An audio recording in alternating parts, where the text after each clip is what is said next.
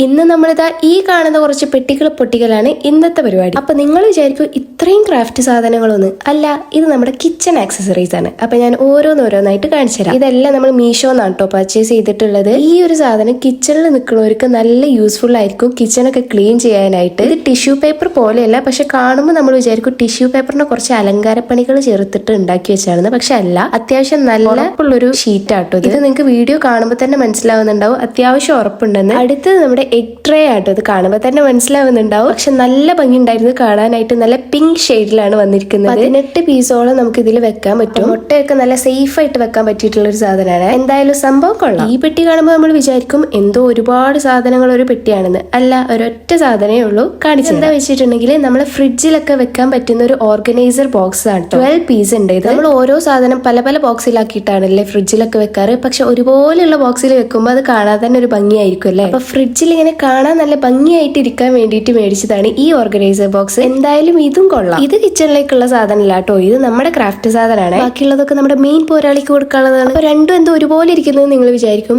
ഒരേ സാധനമാണ്, അതുകൊണ്ടാണ് ഒരുപോലെ ഇരിക്കുന്നത്. ഇതിൽ ഒരെണ്ണം എനിക്കും ഒരെണ്ണം നമ്മുടെ എമിക്കുട്ടനും കൂടി മേടിച്ചതാട്ടോ. ഇത് വന്നിട്ട് ഒരു മൂൺ തീമിൽ വരുന്ന ഒരു ജേർണൽ ബുക്കാണ്. സംഭവം പുറത്തെടുത്തപ്പോൾ എനിക്ക് ഭയങ്കര ഇഷ്ടമായി ഗൈസ്. നല്ല ക്വാളിറ്റി ഉണ്ടായിരുന്നു കേട്ടോ. പേജസ് ആണെങ്കിലും അത്യാവശ്യം നല്ല കട്ടി ഉണ്ടായിരുന്നു. ഇപ്പൊ രണ്ട് ബുക്കും ഒരേപോലെ തന്നെയാണ് വന്നിട്ടുള്ളത്. ഡാമേജസ് ഒന്നും ഉണ്ടായിരുന്നില്ല ഭാഗ്യത്തിന്. അപ്പൊ ഇത്രയും സാധനങ്ങളാണ് നമ്മൾ അൺബോക്സ് ചെയ്തിട്ടുള്ളത്. അപ്പൊ ഇതിന്റെ ഏതിനെങ്കിലും ലിങ്ക് വേണമെന്നുണ്ടെങ്കിൽ ഒന്ന് കമന്റ് ചെയ്താൽ മതി. അപ്പൊ അത്രയേ ഉള്ളൂ. Tata bye.